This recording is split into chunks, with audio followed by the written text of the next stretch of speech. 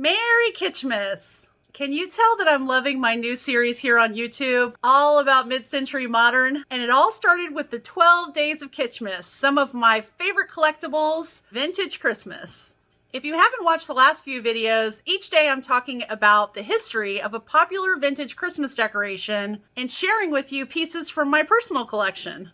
So if you love Kitschmas as much as I do, stick around as we talk about my favorite Kitschmas decoration of all.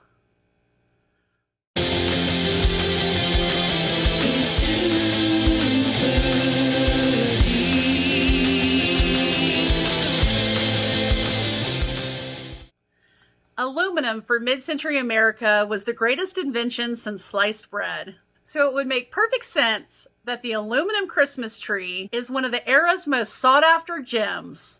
Behold the mid-century answer to the Christmas tree, which reigned supreme from 1958 until the mid-60s, when a little cartoon boy named Charlie Brown sent the trees into mid-century modern history. But before I tell you how it all ended, let me tell you how it began. In the atomic era, the aluminum Christmas tree enjoyed a brief but spectacular period of popularity. They were novel and different, something shiny and modern that spoke of a new era. The very first aluminum Christmas trees were custom made by a company called Modern Coatings Incorporated of Chicago, Illinois. The company held a patent on these trees, which were a big hit, but these trees were bulky, difficult to move, and expensive. The company sold trees from $80 to $170, which in modern currency is $732 to $1,600. Wowza. In 1959, the Aluminum Specialty Company in Manitowoc, Wisconsin, acquired a license for Modern Coatings to begin mass production of their own version of the aluminum Christmas tree. Their trees were called the Evergleam. Engineers for the Manitowoc Company disassembled Modern Coatings' tree and designed a new one to include foil needles. The branches were encased in specialty paper sleeves that made the trees easy to pack in smaller boxes and be carried out of the store. They also found a way to mass produce the aluminum trees at a very reasonable cost. Aluminum Specialty's 4-foot trees sold for $10, its 6-foot trees sold for $20, and the 7-foot for $25. A far stretch from the original price of the trees that were produced in Chicago. Aluminum Specialty's first Evergleam brand tree design made its debut at a toy show in the spring of 1959. The company produced between 200,000 and 300,000 Evergleams the first year alone. They marketed them as aluminum for lasting history. Aluminum Christmas trees came in a variety of sizes and colors. Some were even flat, like a peacock. You could put it up against the wall, and some even hung on the wall. The sizes varied from a 2-foot miniature to an 8-foot deluxe. The 8-foot is more rare, as less were made due to low sales. Because very few homes at the time had ceilings above 8 feet. Silver was the most common color of the Evergleams, but other colors such as gold, pink, green, and blue were available as well. The rarest of them all was the pink Evergleam. Only 20% of the Evergleams were ever produced in pink.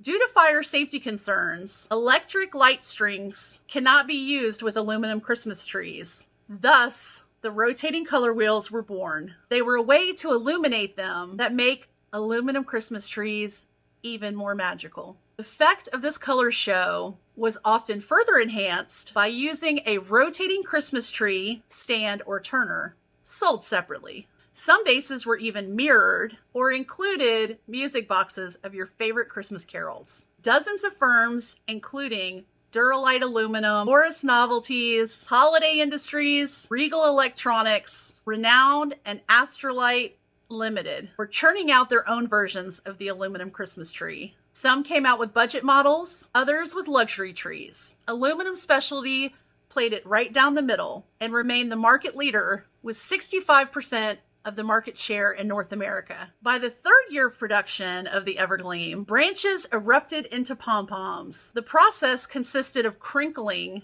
each needle on splitting machines and then curling it. It formed what we call the pom-pom. The pom-pom would be Aluminum Specialties' biggest hit, as the crimping of the metal gave off maximum light reflection from every angle. It's brilliant.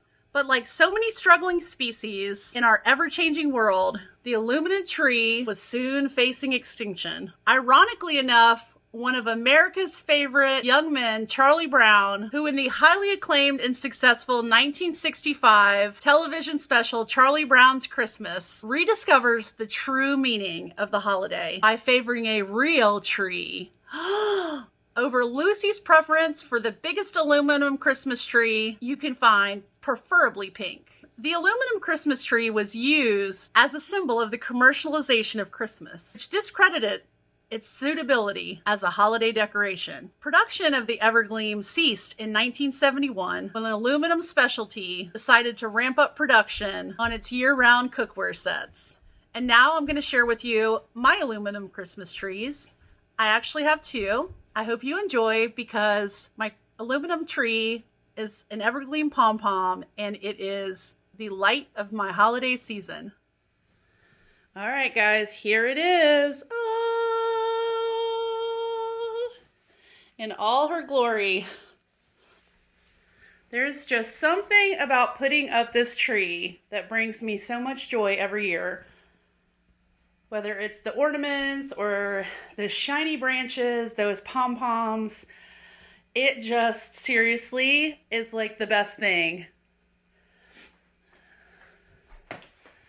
And I'm just going to give you a really quick glimpse of some of my ornaments. You'll get to see in detail the tree and all my other Christmas decorations or Kitschmas decorations on the final video of the 12 Days of Christmas, when I show my completed house full of all of my Kitschmas decorations.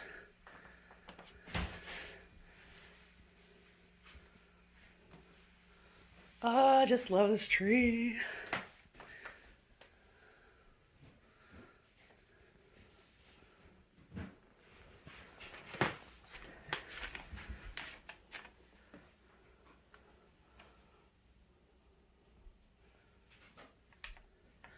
And then here is my color wheel down here.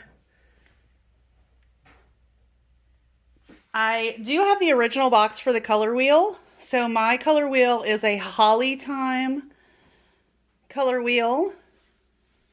I also have the original box for my Christmas tree. So as you can see, my Christmas tree is an Evergleam. And then just to give you an idea, these are the sleeves. They're just paper. And that's what each of the branches is stored in when the tree is not up. This box has definitely seen better days. But I also wanted to show you that it has a picture of the assembly on the side of the box. And then on this side of the box, you can see it says, use with Evergleam color protector and revolving stand, which I do not have a revolving stand, and I don't know that I would use one anyway. And then you can also see that my tree is the 6-foot tree. So as I said in the video, they made these trees in up to 7 feet. So mine is just a foot shy of being the taller of the trees. And actually it's perfect for what I have in my house, so I just love it. It's perfect.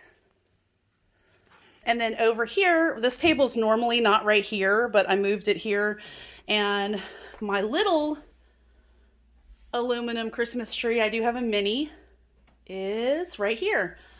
Can you tell I like balls?